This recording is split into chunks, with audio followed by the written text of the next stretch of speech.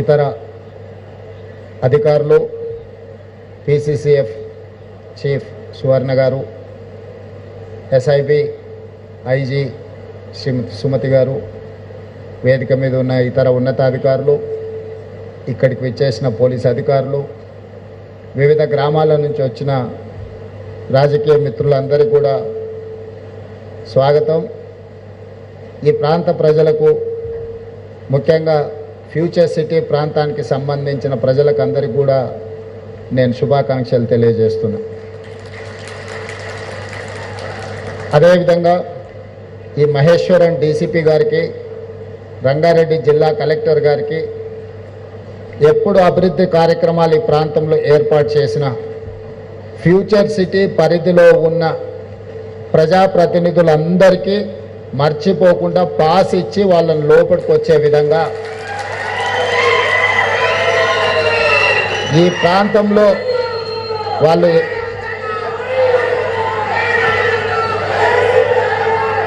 సర్పంచులుగానో, counsellors గానో, కార్పొరేటర్లు గానో, లేదా ఇతర హోదాలలో ప్రజల చేత ఎన్నుకోబడిన ప్రజాప్రతినిధులు, శాసనసభ్యులు, పార్లమెంట్ సభ్యులు అందరినీ ఈ అభివృద్ధి కార్యక్రమంలో భాగస్వాములను చేసినప్పుడే ఈ ఫ్యూచర్ సిటీ మన భవిష్యత్ తరాలకు ఒక అద్భుతమైన నగరంగా రాణించడానికి అవకాశం ఉంటుంది.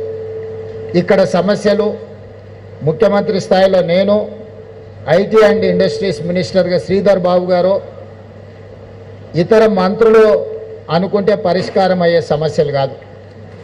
ఈడ సమస్యలు పరిష్కారం కావాలంటే స్థానిక సంస్థల ఎన్నికైన సర్పంచులు, కౌన్సిలర్లు, కార్పొరేటర్లు ప్రభుత్వానికి సహకరించినప్పుడే ఈ సమస్యలు పరిష్కారం అవుతాయి. కాబట్టి మీరు విధిగా ఫ్యూచర్ సిటీ పరిధిలోకి వచ్చే అన్ని గ్రామాల సర్పంచుల వివరాలు తెప్పించుకొని ప్రభుత్వ అధికారిక కార్యక్రమం ఉన్నప్పుడు వాళ్ళందరికీ ఒక పాస్ పంపించండి.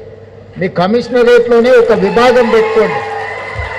దాంతో ఏమవుతుందంటే మేము దారెంబడి వస్తున్నప్పుడు ప్రజాప్రతినిధులు దారి పక్కన నిలబడి మమ్మల్ని లోపలికి రానివ్వడం లేదు అని చెప్పడం, మళ్ళీ మేము ఆగి వాళ్ళను లోపలికి పంపించండి అని చెప్పడం, ఇదంతా మనకెవరికి మంచిది కాదు. ఇది ప్రజాప్రభుత్వం, ప్రజల కోసం ఏర్పడ్డ ప్రభుత్వం. కాబట్టి దయచేసి అధికారులు ఖచ్చితంగా ఈ జాగ్రత్త తీసుకోవాల్సిందిగా నేను వారికి సూచన చేస్తున్నా. అదేవిధంగా రెండవది, ఇప్పుడు కొంతమంది గ్రామాలకు సంబంధించిన సర్పంచులు, ప్రజాప్రతినిధులు వచ్చి ఒక విజ్ఞప్తి చేసిండ్రు. మా గ్రామాలు కొన్ని ఫ్యూచర్ సిటీలో కలపకుండా పక్కన మిగిలిపోయినాయి, మా గ్రామాలను కూడా ఫ్యూచర్ సిటీలో కలపండి, తద్వారా మా గ్రామాలకు కూడా అభివృద్ధి విస్తరిస్తుంది, మేము కూడా ఫ్యూచర్ సిటీ అభివృద్ధిలో భాగస్వాములం అవుతామని చెప్పి కొంతమంది నా దృష్టికి తీసుకొచ్చిండ్రు. కేఎల్ఆర్ గారికి, మల్రెడ్డి రంగారెడ్డి గారికి నా సూచన, ఆ గ్రామాలకు సంబంధించిన గ్రామ సభలు పెట్టి గ్రామ సభలలో తీర్మానం చేయించి ఆ తీర్మానం కాపీలను కలెక్టర్ గారికి, అదేవిధంగా జిల్లా ఇన్ఛార్జ్ మంత్రివర్యులు మిత్రులు శ్రీధర్ బాబు గారికి అందించండి. తప్పకుండా గ్రామాలను ఏ రకంగా ఫ్యూచర్ సిటీలా కలుపుకోవాలి, చట్టాన్ని సవరించాలి, వాళ్లకు కూడా ఈ అభివృద్ధి ఫలాలు అందే విధంగా ప్రభుత్వం తీసుకునే నిర్ణయాలను తప్పకుండా ప్రభుత్వం తీసుకుంటుంది. వాళ్ళ ఆకాంక్షలకు అనుగుణంగానే ఈ ప్రభుత్వం పనిచేయాలనుకుంటుంది. అభివృద్ధిలో ప్రజల్ని భాగస్వాములను చేసి ఈ ప్రాంతాన్ని అధునాతమైన అభివృద్ధి చెందిన నగరంగా తీర్చిదిద్దాలనేదే ఈ ప్రభుత్వం యొక్క లక్ష్యం.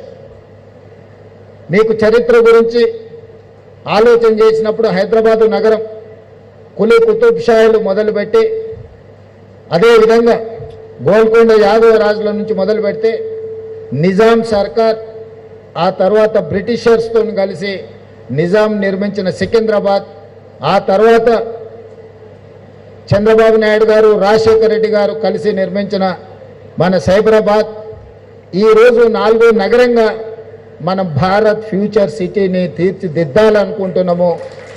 ప్రపంచంలోనే ఒక అద్భుతమైన నగరాన్ని ఏ దేశాలైతే మనం చూసి వచ్చినామో, ఏ దేశాలనైతే మనం ఆదర్శంగా తీసుకుంటున్నామో, సౌత్ కొరియా, జపాన్, జర్మనీ లాంటి అభివృద్ధి చెందిన దేశాలు, సింగపూర్ లాంటి నగరాలను ఈరోజు మనం చూసి నేర్చుకుంటున్నాం. ఆ నగరాలను మనం ఆదర్శంగా తీసుకుంటున్నాం. న్యూయార్క్ లాంటి నగరాలను ఈరోజు మనం ఆదర్శంగా తీసుకుంటున్నాం. ఏ నగరాలనైతే మనం ఆదర్శంగా తీసుకుంటున్నామో ఆ నగరాలతోని పోటీ పడే విధంగా మరొక సింగపూర్, మరొక న్యూయార్క్, టోక్యో నగరాల్లో ఈరోజు ఇక్కడ ఈ మహేశ్వరం, ఇబ్రహీంపట్నం ప్రాంతంలో భారత్ ఫ్యూచర్ సిటీ పేరు మీద భవిష్యత్ తరాలకు అందించాలన్న ఆలోచన. ఎవరైతే మనకు ఆదర్శమో వాళ్ళతోనే పోటీ పడాలనేది మన ప్రభుత్వం యొక్క విధానము. వాళ్ళతో పోటీ పడే విధంగా ఈ నగరాన్ని అభివృద్ధి చేయాలని రాష్ట్ర ప్రభుత్వం నిర్ణయం తీసుకున్నది.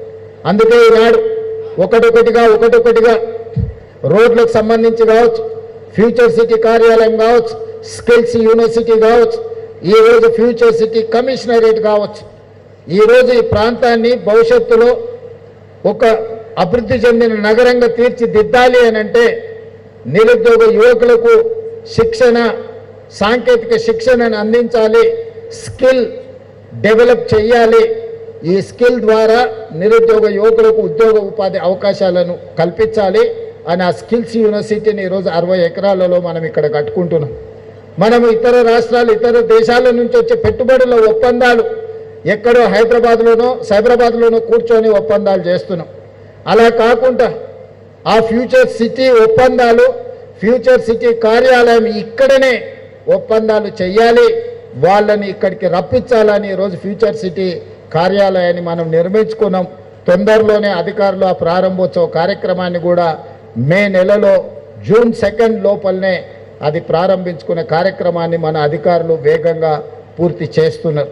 అదేవిధంగా మొన్న జరిగిన గ్లోబల్ సమ్మిట్ మీరందరూ చూసి ప్రపంచ దేశాల నుంచి దిగ్గజ సంస్థల్ని ఇక్కడికి రప్పించడమే కాకుండా 3 రోజులు అద్భుతంగా గ్లోబల్ సమ్మిట్ నిర్వహించడం ద్వారా పెట్టుబడులకు నమ్మకం, విశ్వాసంతో పాటు ఈ ప్రాంతం అనుకూలమైన ప్రాంతము, అంతర్జాతీయ ఎయిర్పోర్టుకు కూతవేటి దూరంలోనే ఈ భారత్ ఫ్యూచర్ సిటీ ఉన్నదని, ఎక్కడో అభివృద్ధి జరిగిన దగ్గర సమ్మిట్లు పెట్టుకోకుండా ఎక్కడైతే మనం అభివృద్ధి చేపట్టాలనుకుంటున్నామో, ఎక్కడైతే అభివృద్ధిని ప్రపంచానికి చూపించాలనుకుంటున్నామో అక్కడనే మన గ్లోబల్ సమ్మిట్ నిర్వహించినాం.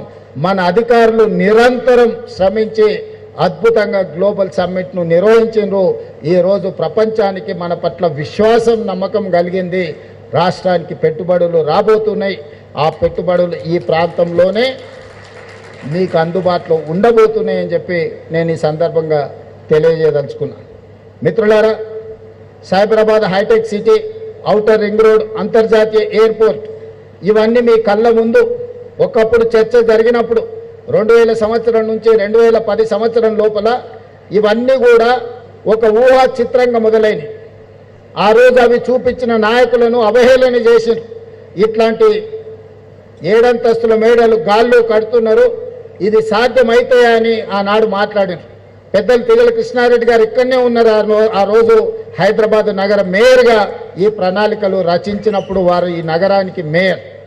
ఆ రోజు ఇవన్నీ చూపించినప్పుడు, ఇవన్నీ చర్చ జరిగినప్పుడు ఆనాటి ప్రజాప్రతినిధులను అవహేళన చేసిండ్రు, ఇది సాధ్యమయమైన విషయమేనా అని. కానీ ఈరోజు నిజమైంది.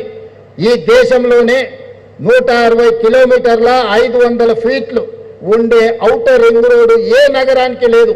అది ఢిల్లీ దేశ రాజధాని కావచ్చు, ఫైనాన్షియల్ క్యాపిటల్ ముంబై కావచ్చు, ఐటీ క్యాపిటల్ బెంగళూరు కావచ్చు, చెన్నై ఇండస్ట్రియల్ క్యాపిటల్ చెన్నై కావచ్చు, ఎవరికి ఇంత అద్భుతమైన ఆస్తి లేదు. ఈరోజు దేశంలోనే ఒక అద్భుతమైన ఔటర్ రింగ్ రోడ్ మన దగ్గర ఉంది. మన హైదరాబాద్ ఎయిర్పోర్ట్ ప్రపంచంతోనే ఈరోజు పోటీ పడుతుంది.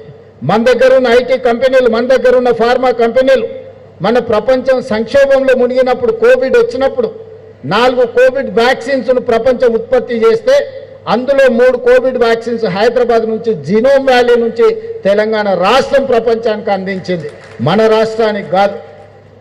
ఐటీ ఎగుమతులు, ఈరోజు డిఫెన్స్ ఎగుమతులు 100% అభివృద్ధి చెందింది. పోయిన సంవత్సరం 3500, 3600 కోట్ల ఎగుమతులు చేస్తే ఈ సంవత్సరం 7500 కోట్ల రూపాయలు ఎగుమతులు ఈరోజు డిఫెన్స్లో మనం పెట్టినాం.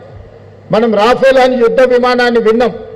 ఆ రాఫేల్ని సర్వీస్ సెంటర్ MRO ఈరోజు జిఎంఆర్ ఈరోజు శంషాబాద్ ఎయిర్పోర్టులో ఫ్రాన్స్లో ఒకటి ఉంటే రెండోది మన దేశంలో మన నగరంలో మీ ఊర్లోనే ఈరోజు సాఫ్రాన్ ఎంఆర్ఓ ఈరోజు ఇక్కడ ప్రారంభించుకున్నాం. సాఫ్రాన్ ఎంఆర్ఓలో యుద్ధ విమానాలను ఈరోజు సర్వీస్ చేసే సెంటర్స్గా, వాటిలో వచ్చే సమస్యలు పరిష్కరించే సెంటర్గా రాణించింది. ఇట్లా చెప్పుకుంటూ వెళ్తే ఈ సక్సెస్ స్టోరీస్ ఆనాడు భూసేకరణకు ప్రయత్నం చేసినప్పుడు, స్థానిక సమస్యలు వచ్చినప్పుడు ఆనాటి మంత్రివర్యులు దేవేందర్ గౌడ్ గారు కూర్చొని గ్రామాలలో సర్ది కట్టుకొని పోయి కూర్చొని గ్రామాలలో ఉన్న పెద్ద మనుషులను పిలిచి కూర్చోబెట్టి మాట్లాడి, మన రంగారెడ్డి జిల్లాలో తాగనీకి నీళ్లు లేవు, పిల్లని ఇచ్చేటోడు లేడు, మన దిక్కు మళ్ళీ చూసేటోడు లేడు, ఈ అభివృద్ధి వస్తేనే మన జిల్లా బాగుపడుతుందని ఆ రోజు నిరంతరం దేవేందర్ గౌడ్ గారు కృషి చేయబట్టి ఈ ప్రాంతానికి ఇంత అభివృద్ధి వచ్చింది. నేను ఎందుకు వారిని ఈరోజు గుర్తు చేస్తున్నా అంటే, ఈనాడు ఈ ఫ్యూచర్ సిటీలో కూడా కొంతమంది రైతులకు బాధనో, లేకపోతే నష్టపరిహారం రాలేదనో, లేకపోతే కష్టమో, కొంత నిష్ఠూర్కమో ఉన్నది. ఈ వేదిక మీద ఉన్న ప్రజాప్రతినిధులు బాధ్యత తీసుకొని ఈ పనులను చేస్తే చరిత్రలో మీరు మిగిలిపోతారు. వాళ్ళని ఆదుకుందాం, వాళ్ళకి నష్టం చేయాలనేది ఈ ప్రభుత్వానికి ఎక్కడ ఆలోచన లేదు. వాళ్ళకి సరైన సముచితమైన విధంగా వాళ్ళని ఏ విధంగా ఆదుకోవాలనో ప్రభుత్వం ఆదుకుంటుంది. మిత్రులు శ్రీధర్ బాబు గారు మీకు ఎప్పుడు అందుబాటులో ఉంటారు. అధికారులకు, ప్రజాప్రతినిధులకు నా సూచన, వాళ్ళందరినీ కూడా ఒప్పించి లీగల్ లిటిగేషన్స్ లేకుండా, నేను కూడా రైతులకి, ప్రాంత ప్రజలకు విజ్ఞప్తి చేస్తున్నా, చట్టపరంగా నోటిఫికేషన్లు ఇవ్వడం, లీగల్ ప్రాసెస్ అంతా కంప్లీట్ అయిపోయింది. ఈ రోజు కాకపోతే రేపైనా మన భూమి ప్రభుత్వానికి బదిలీ అవుతుంది. అది ఆగే అవకాశం లేదు. తాత్కాలికంగా వాయిదా పడవచ్చు. వాయిదా పడడం వల్ల ఆనాడు మీరు భూమి ఇస్తే అదే పైసలు తీసుకుంటే కల్వకుర్తిలో అవతలికి పోతే మీకు ఈ సేమ్ ఇక్కడున్న భూమి కంటే 2 అంతలు వచ్చేది.